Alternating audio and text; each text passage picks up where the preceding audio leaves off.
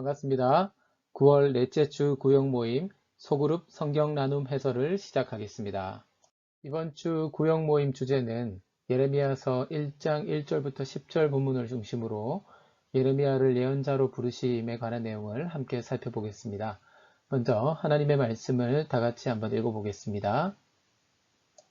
베냐민 땅 아나도스의 제사장들 중 힐기야의 아들 예레미야의 말이라.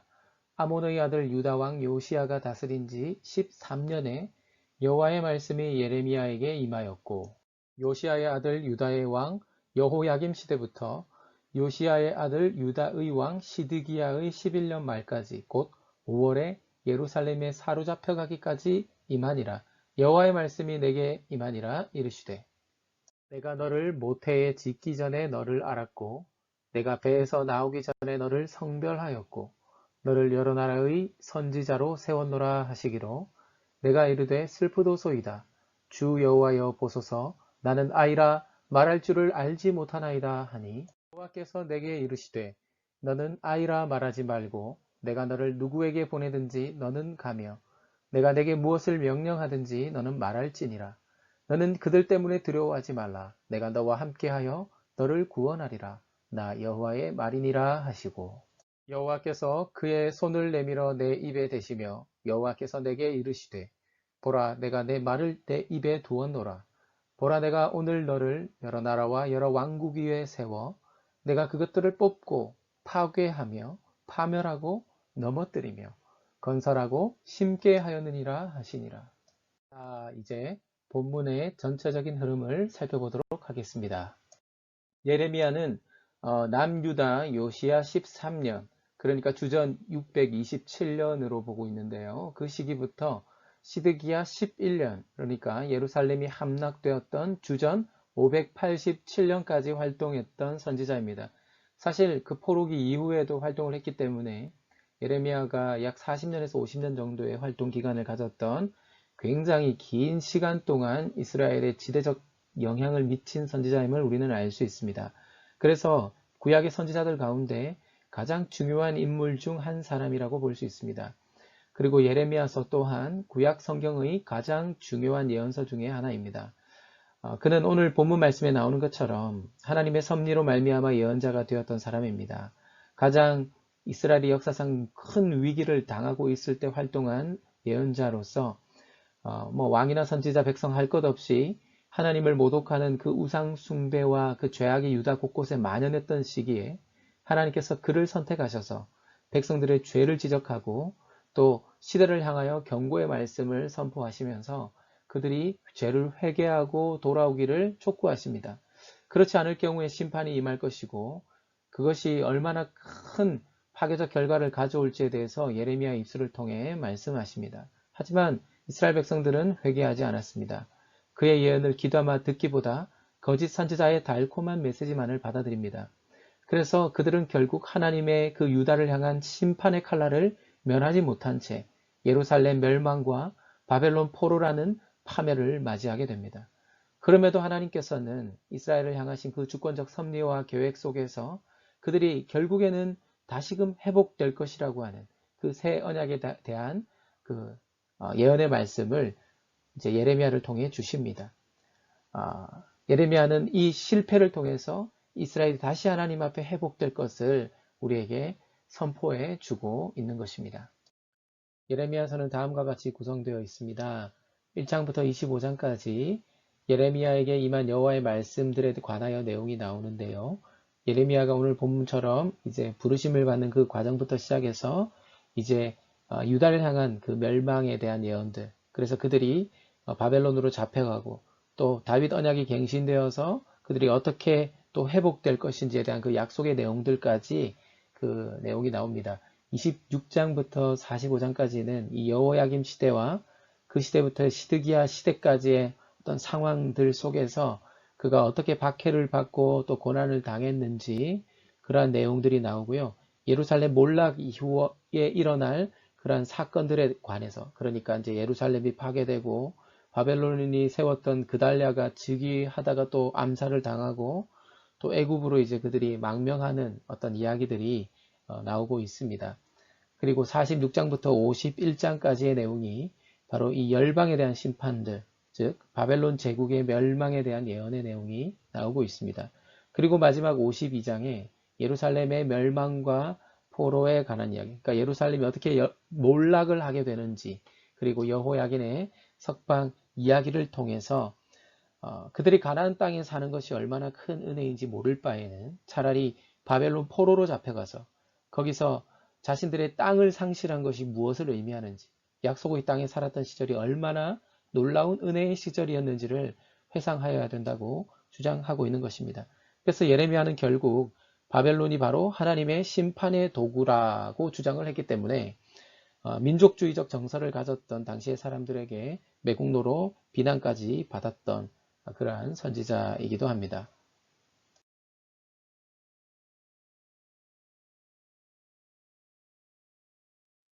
자, 이제 첫 번째 질문. 예레미야는 어느 지역 출신이며 그 사역의 시대적 배경은 어떠한지, 그리고 이 사실들로 통해서 볼 때 그의 사역의 성격은 어떠했을지에 대해서 살펴보도록 하겠습니다. 말씀드린 대로 예레미야는 요시야 13년 주전 627년부터 활동했던 선지자입니다. 여러분 그 시대에 오늘 1절 말씀을 보시니까 아나도 땅 그 제사장 출신이 힐기야의 아들이다 이렇게 이제 기록이 되어 있는데요. 이 아나돗이라는 곳이 예루살렘에서 5km가량 떨어진 곳인데 대제사장 아비아달이 그 다윗의 후계 경쟁 그 투쟁 속에서 아도니아를 지지했었죠. 그래서 나중에 이제 아도니아와 그 권력 다툼을 했던 솔로몬이 집권을 하게 되면서 이제 아도니아를 추종하던 세력들은 축출을 당할 수밖에 없었던 것입니다.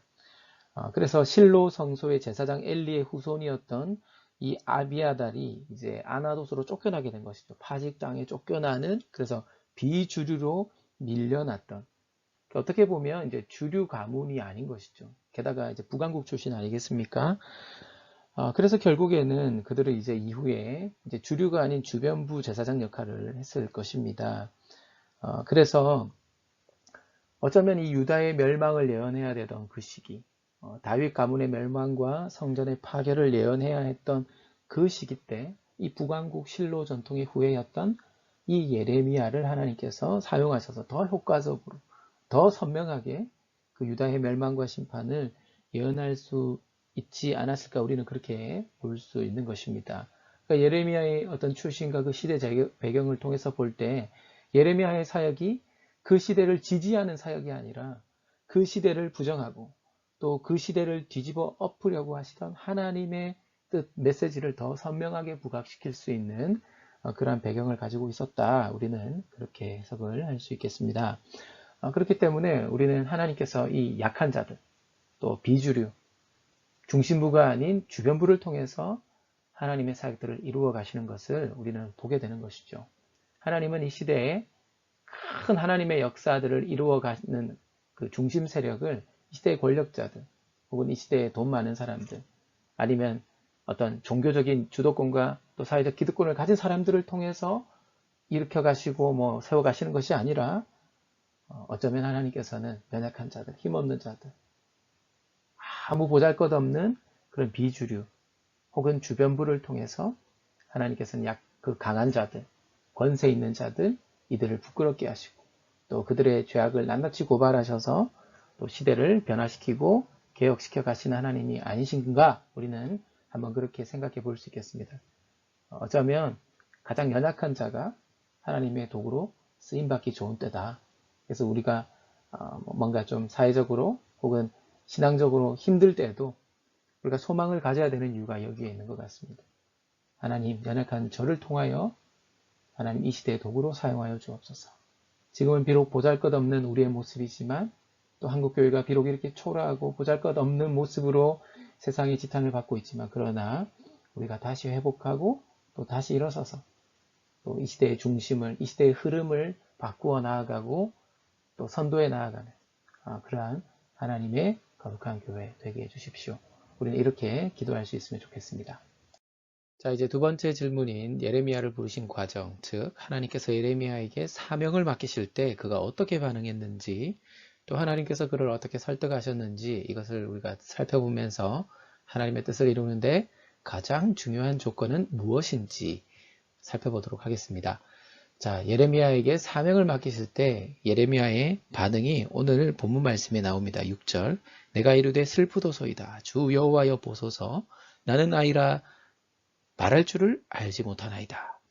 비주류인 아나돗 제사장 집안 출신입니다. 그런데다가 자신이 나이가 너무 어려요. 여러분 당시 한 20세 전후로 보고 있기 때문에 제사장이 활동하던 그 30세의 나이에 비하면 예레미야는 지금 너무나 풋내기인 것이죠. 그런 내가 비주류인데다가 나이도 어린 내가 어떻게 이런 시대의 큰 풍랑 속에서 하나님의 말씀을 대언하느냐, 이런 하소연인 것이죠. 여러분 근데 우리가 착각할 때가 많은데요. 하나님의 사역은 하나님께 달린 것이지 우리의 자격이나 능력에 달린 것이 아닙니다. 오히려 하나님께서는 질그릇에 담긴 보화처럼 자신의 연약함과 부족함을 겸손히 고백하는 자들을 통해서 하나님의 역사를 성취해 가시기도 합니다. 그래서 8절에 말씀하시죠. 너는 그들 때문에 두려워하지 말라. 내가 너와 함께하여 너를 구원하리라. 나 여호와의 말이니라 하시고, 하나님께서 함께 하실 것이기 때문에, 그래서 반드시 보호해 주실 것이기 때문에 두려워하지 말고 내가 명령한 대로 가서 선포하라 라는 것입니다. 사랑하는 우리 성도 여러분, 우리 구역장님들, 여러분 한번 생각해 보십시오. 지금 이제 이 예레미야가 활동하던 시기에 그가 두려워하는 것은 어찌 보면 당연한 것입니다.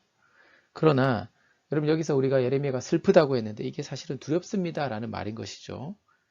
상상이 가는 상황 아니겠습니까? 자신의 한계와 자신의 모습, 자신의 자격, 또 자신의 능력을 생각해 볼 때 당연히 어떤 열등감, 부족감을 느끼게 마련입니다. 그런데 예레미야가 보지 못한 것이 있어요. 그게 뭐냐? 바로 자신을 향한 하나님의 계획과 관심이었다라는 것입니다. 본문에도 나오지만 예레미야가 이 땅에 나오기 전부터 하나님은 예레미야를 아셨어요. 모태에서부터. 그를 아셨다 그랬죠. 그를 주님께서는 주목하고 계셨습니다. 성별하셨습니다. 그래서 네가 가는 곳은 내가 보내는 곳이요. 네가 말하는 것은 내가 명령하는 것이기 때문이다. 더 이상 너가 젊다는 것, 어리다는 것, 그 나이가 기준이 될 수 없다라는 것을 하나님께서 지금 말씀하신 것이죠. 사명을 이루기 위해서 하나님께서 사람도 주시고 인맥도 주실 것이기 때문에 내가 너를 그렇게 보낼 것이기 때문에 너는 하면 된다는 거죠. 말씀하면 된다는 것입니다. 우리는 가끔 내가 가진 것을 자꾸 볼 때가 많은 것 같습니다. 또 내가 얼마나 이렇게 학력이 높은지, 또 내가 돈을 많이 가졌는지, 아니면 내 주변에 어떤 인맥이 좋은지, 우린 자꾸 인간적으로 그런 것을 보면서 하나님의 역사를 제한할 때가 많은 것이죠. 근데 하나님은 하나님의 일을 연약한 자를 통해서 이루어 가신다고 하지 않았습니까? 내가 너를 구원하리라. 내가 너와 함께 할 것이다. 하나님께서 우리에게 말씀하십니다. 그래서 우리 사명자는, 부르심을 받은 하나님의 백성들은 끝까지 지켜주실 하나님을 신뢰해야 되는 것이죠. 그래서 겸손한 마음으로 또 겸손한 믿음으로 그 말씀을 그대로 순종하며 가는 것입니다. 그래서 우리가 하나님의 부르심에 순종하기보다 자신의 자격과 능력을 따지며 스스로 주눅들기 쉬운 연약한 그런 인간임을 우리가 겸손히 고백하면서, 그러나 나의 등 뒤에 계시는 주님, 나와 늘 함께 하시는 주님, 그 주님을 신뢰함으로 우리가 슬프도소이다 두렵습니다가 아니라 주님 담대히 나아가겠습니다. 믿음으로 순종하겠습니다. 그렇게 우리가 선포하며 믿음의 길을 걸어갈 수 있는 우리 모두가 되면 좋을 것 같습니다. 자, 이제 마지막 세 번째 질문인 하나님께서 예레미야에게 맡기신 사명 10절에 나오는데요. 이 10절에 나오는 이 구절에 담긴 하나님의 개혁의 청사진이 무엇인지, 그 하나님 나라의 큰 그림이 무엇인지에 대해서 살펴보도록 하겠습니다. 한마디로 이야기하면 완전한 파괴와 새로운 건설이라고 볼 수 있겠습니다. 여러분 10절에 오늘 보면 마지막 구절인데요. 거기를 보시면 하나님께서 이 예레미야를 통해서 이제 이 예루살렘과 그리고 열방을 어떻게 하실 것인가, 이제 6개의 동사를 통해서 그 표현을 하고 있습니다. 자, 보시면 이제 뽑다, 그리고 파괴하다, 그리고 파멸하다, 넘어뜨리다, 건설하다, 심게 하다, 이런 6개의 동사가 나오는데요. 여기서 뽑고 심는다라는 것은 이제 이 농사할 때 쓰는 말들이고, 또 허물고 세운다라는 것은 건축할 때 쓰는 표현들입니다. 그리고 멸망하고, 파멸하고, 파괴하고, 이런 것들은 전쟁 때 나오는 그런 표현이죠. 그러니까 이 동사를 통해서 우리는 어떤 이미지를 볼 수 있는 것입니까? 예, 뭔가 새로운 생명이 시작이 되려면 기존의 썩은 것들을 뽑아내야 되는 것이고, 건물을 새로 건설하려고 하면 기존에 쓰러져가는 그 건물을 파괴하고 또 없애버려야만 새로운 것을 건설할 수 있다는 것을 우리는 알게 되는 것입니다. 그러니까 예레미야를 통해서 하나님께서는 이 열방을 뽑고 부수고 심고 세우시는 하나님이심을 우리에게 보여주는 것이죠. 여러분들이 이것을 통해서 무엇을 깨달을 수 있습니까? 하나님께서는 참된 회복을 철저한 파괴 위에서 시작하신다라는 것입니다. 어떻게 보면 여러분 이제 이 유다의 그 가증스러운 우상 숭배와 또 하나님을 떠나 있던 도저히 이제 바뀔 수 없는, 이제 도무지 새롭게 시작하지 않으면 회복되지 않을 그 상태에서 하나님은 이스라엘을 철저히 낮추시고 또 갈아엎으셔서 새롭게 시작하려고 하셨던 것입니다. 그래서 이 시대의 위기 앞에서 우리가 어쩌면 이 코로나19라고 하는 어떤 이 시대의 큰 파도를 우리가 당하게 되면서 어쩌면 우리의 이 시대도 우리가 어떻게든 기존 체제를 보수하고 어떻게든 코로나가 빨리 끝나면 이제 다시 예전으로 돌아가고 이런 식으로 생각하면 큰 착각일 수 있다는 것을 깨닫게 되는 것이죠. 저는 그렇게 생각합니다.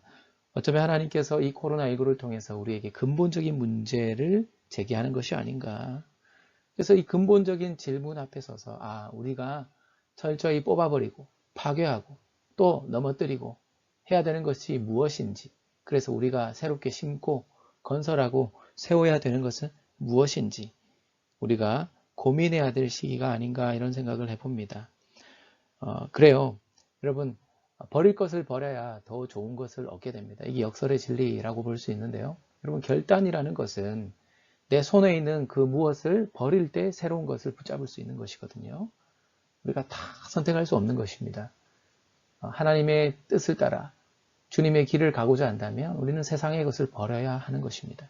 그것이 십자가의 길이고 주님이 우리에게 가르쳐 주신 오늘 본문의 메시지인 줄 믿습니다. 자, 이제 오늘 소그룹 구역 공과 해설을 정리하도록 하겠습니다. 오늘 세 가지 질문을 통해서 세 가지 교훈을 한번 살펴보도록 하겠습니다. 먼저 하나님은 주류가 아닌 비주류를 통해서 역사하신다라는 것을 우리가 깨달을 수 있고요.